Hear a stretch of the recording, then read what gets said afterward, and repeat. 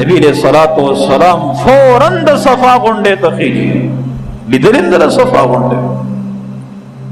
اجان چې کله طواف وکي او داغې نه پس 2 رکعات منځ وکي اب زمزم اوس کې نو بیا سای کوي د صفا او د مروه. دا بخوا غرونو نبی علیہ السلام د صفا دی غر ته وخته غونډه ته او خپل صادر مبارک سره आवाज کوي یا صباح. دا یو قسم لا د ایمرجنسی یو ناره غونډه کې و چې خلکو فوراً راشي. نبی علیہ السلام خپل صادر مبارک سره خلکو ته आवाज کوي او چې کله خلک را جمع شو سردار کوزګار نو خپل نوکر یې ولېږلو چې ورشه دا ځوان سارس کوي. کله چې خلک را جمع شو نبی علیہ الصلوۃ والسلام وتو فرمایل هل وجدتمونی صادقا او کاذبا، تاسو زه رښتینی وموندلم په دې 40 کالو کې او که زه تاسو دروغجن وموندم.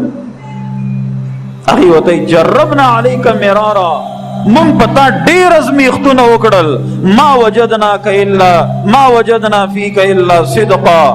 مونږ ونه موندل مگر په تا کې رښتیا، مونږ په هره موقع کې ته رښتینی موندل. وایي ښه غوږ شئ،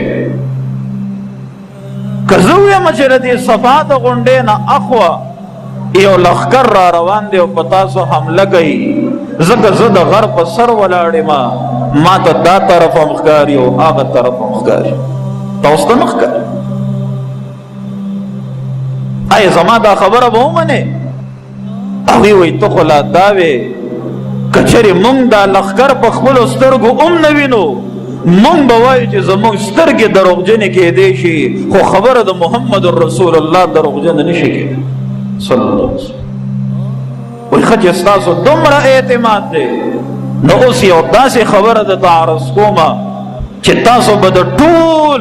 عربستان بادشاهان وګرځئ او عجم به ستاسو په خپو کې بروزي، چونکې د اقتدار اوږي خلکو. وایي اله وایه وایه.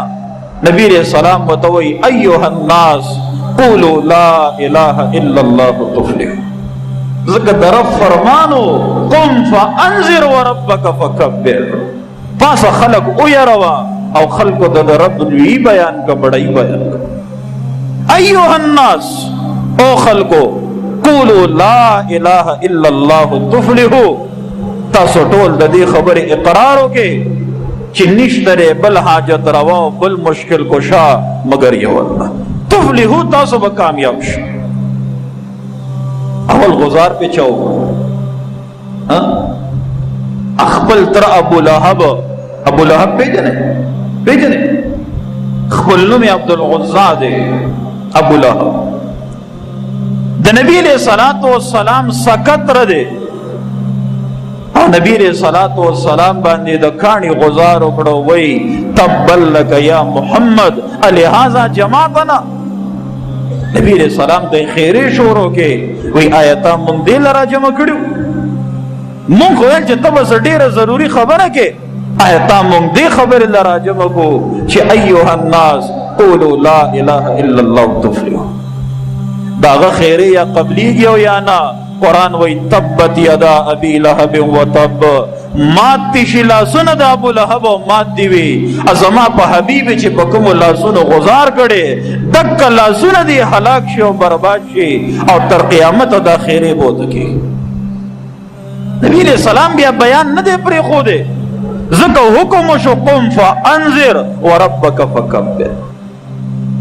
نئی بیا میلے پری خودی دی او نئی چوکون پری خودی دی او نئی بازارون پری خودی دی او نبی علیہ السلام باغی تدلو او در رب دا وحدانیت او دا توحید دعوت پہ خلقت ہو. منیب یو مشہور سڑے تیر شوید اگوی خرجتو فی الجاہلیہ، ویزد جاہلیت پا آغا دور کے باہر روتما فیضا رأیت رسول اللہ صلی اللہ علیہ وسلم ناسا پا مولدو چھ محمد صلی اللہ علیہ وسلم لگیا دے یقول للناس چھ وی خلقو تا ایوہ الناس او خلقو قولوا لا الہ الا اللہ تفلحو، او خلقو دا دی خبری قرارو کے چھ نشترے بل حاجت روا بیدا اللہ نا تفلحو تاسو بکامیاب شو. هغوی ما ولیدل فمنهم من صبا بعضې داسې بدبخت وو چې هغې نبي علیه السلام ته کنځل شروع کړل ومنهم من تفلا بعضې داسې وو چې هغې توکاڼې شروع کړې په نبي علیه الصلاة والسلام هغه د خورو د توکاڼو د کنځلو لایق سره بیا وی ومنهم من حثا علیه التراب بعضې داسې بدبخت وو چې خورې او شګې روچدې کې په نبي علیه السلام یې شروع کړي نبی علیہ السلام هغه خپل پیغام د رب د وحدانیت نه دی پرېښودی نبی علیہ السلام کله د مصفلې په چوک کې به ولاړو مشهور چوک دی د مصفلې او دغه چوک کې به خلکو ته اعلان کولو چې ایها الناس قولوا لا اله الا الله تفلحوا زمام ابن ثعلبہ د نبی علیہ السلام یو صحابي دی مدینه کې نبی علیہ الصلوۃ والسلام تشریف فرما دے زمام ابن ثعلبہ راو وی حضرت د نن ټیک 14 کاله مخکې د اقاز میله لګېدلې وه دا وادي النخله چې کوم مقام دی د طائف سره خواته دلته د اقاز میله به لګېده ټول عرب به راتلل دغې میلې ته خرید و فروخت به کول وی حضرت د اقاز میله لګېدلې وه او خیمه لګېدلې وې اول به د سردار خیمه و وروسته به بیا د نورو خلکو خیمه وې او تاسو د یو خیمې مخې ته به ودرېدی د سردار د خیمې مخې ته او ډېر په عاجزۍ به تاسو یو خبره کوله او ډېر د درد یو خبره به وه ایها الناس قولوا لا اله الا الله تفلحوا چې تاسو به دا خبره وکړه وروسته یو بوډا در پسې را روان و چولۍ د کاڼو ډکه وه نو هغه به یو څو کاڼي راوچت کړل او تاسو به یې وویشتې او هغه خیمې والا ته به یې ویلې چې د ده دماغ خراب دی لیونی دی شاعر دی د ده خبره ونه مني تاسو به هغه ته اوس وکتل او بیا به مخکې روان شو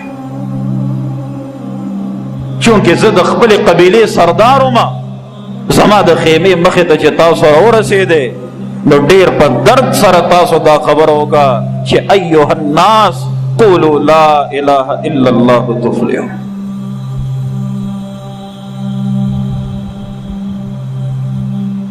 په دې کې بوډا جوړې ته لاس کو چې کاڼي راوچت کړل ماتوره راویسته ځکه وایي دا خبره په ما ښه ولګېده او ما ویل بوډا که غزار دې وکړو نو سر دې راوړو دا بوډا څوک دا هم دکه ابولهب بدبخته و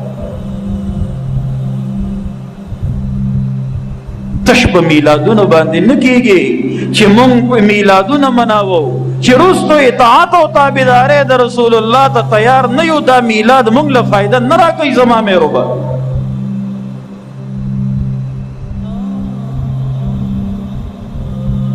وایي ما توره راوویسته